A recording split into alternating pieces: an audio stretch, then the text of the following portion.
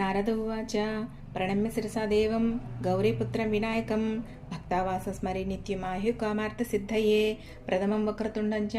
एकदन्तं द्वितीयकं तृतीयं कृष्णपिङ्गाक्षं गजभक्तं चतुर्दकं लम्बोदरं पञ्चमं च षष्ठविकटमेव च सप्तमं विघ्नराजं च धूम्रवर्णं तदाष्टमं नवमं पालचन्द्रं च दशमं तु विनायकम् एकादशं गणपतिं द्वादशं तु गजाननं द्वादशैतानि नामानि त्रिसन्ध्या पटे नरः